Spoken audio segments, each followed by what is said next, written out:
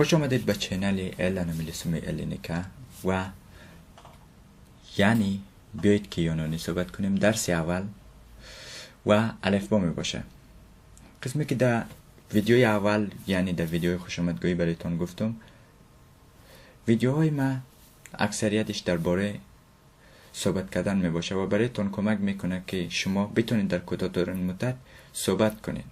اما به خاطر اگر شما بخواین صحبت کنین، باز هم شما نیاز دارین حداقل بتونین یک ذره خط خوانده بتونین و بتونین یک ذره بخونین و این برایتون بسیار کمک میکنه. به همون خاطر دو ویدیو یا 3 ویدیو در اول درباره خواندن است که شما حداقل بتونین کم بخونین و بنویسین و انشالله از درس سیوم و یا در روی اصل درس ما میریم که صحبت کردن میباشه و شما میتونین تمام درس های ما را با سرچ نمودن روی یوتیوب بیایید که یونانی صحبت کنیم پیدا کنیم. خب میریم درس ما را شروع میکنیم از الفبا. ما تمام الفبا را از الفا تا اومگا که در مجموع 24 تاست، هر کدامش 2 و یا 3 بار میگم و شما کوشش کنین تکرار کنین دنبال پشت سر من و همچنان صدایش هم میگم که چطور من میخونیم و صدایش در فارسی چی صدا رو میده و به خاطری که بیشتر بفهمین در ویدیوی بعدی ما برای هر کدام از این الفبا یک لغت در نظر گرفتیم که چطور ما الفبا رو در لغت امی الفا رو چطور به اصطلاح در لغت تلفظ میکنیم و ویتا رو چطور. خب حالا شروع میکنیم. یا الفبای بزرگ یونانی، الفبای خردش چطور میخونیم و تلفظش، نه ببخشین صدایش چی صدا داره. شماره 1 الفا. الفا صدای الف را میده.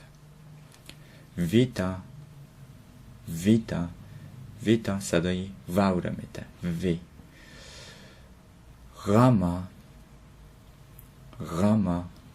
غاما صدای غی نمیده. ولتا صدای دال و یا زال. دال نمیده، تقریبا نزدیک به زال. ولتا متوجه باشین. ولتا تقریبا صدای زال و یا تقریبا صدای زیر میده. شماره 5 اپسیلون صدای عین و بعضی وقتا هم صدای الف را میده. شماره 6 زیتا صدای ز صدای زال را میده. ایتا صدای یا را میده. ثیتا صدای ث اکثریت. یوتا همچنان صدای یا را میده. و خوب شد یک چی یادم آمد، فارسی زبان ها اکثریت ثیتا را مثل ت تلفظ میکنه. کوشش کنین که ثیتا را مثل ث تلفظ کنین، نه مثل ت. خب شماره 10 کاپا صدای کاف میده. 11 لمزا صدای لا. می صدای میم، از خودش معلوم است دیگه بعضی هاشون. نی صدای نون. شماره 14 کسی متوجه باشین اینجا کس صدای کاف و سین با هم. کسی مثل تاکسی مثل تاکس. کسی صدای کاف و سین با هم میده مثل کس. شماره 15 اومیکرون صدای الف و واو و الف و پیش را میده. شماره 16 پی صدای پ. شماره 17 رو رو رو صدای ر. سیگما سیگما سیگما صدای سین.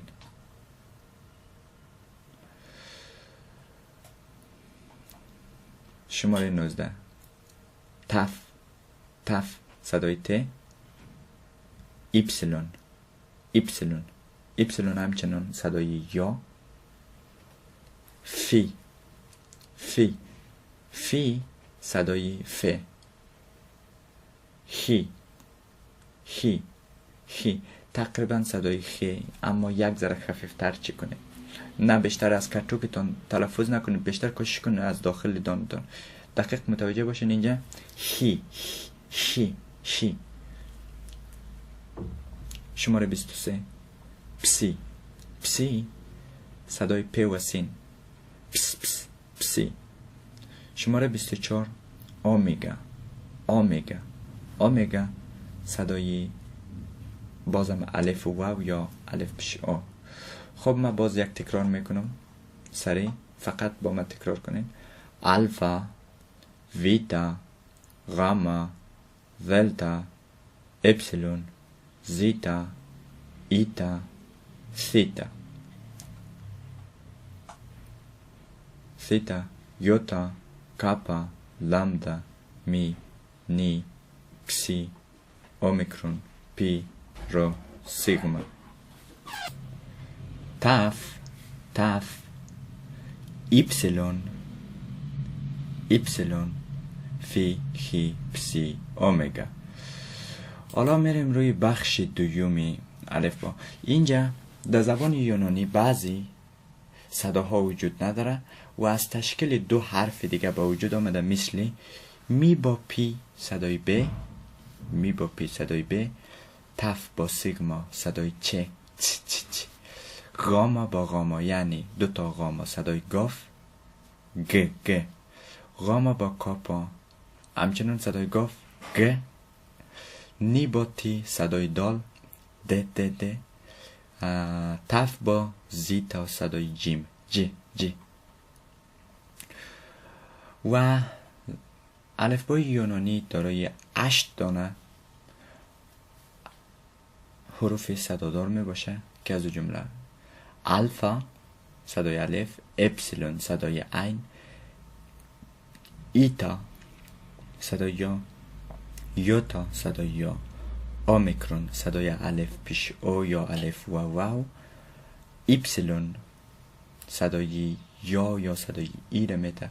اما سعی که اینجا ایپسیلون با اپسیلون چرا من اندرلاین کردم، چون دوتای از اینا شاید برایتون گرد بخوره، اما فرق از اینا رو داشته باشین که اولش اپسیلون است و ای پایینی ایپسیلون است و بسیار خفیف تلفظ میشه، و آخری هم اومگا. خب نمیخوایم ویدیو رو بیشتر از این طولانی کنم.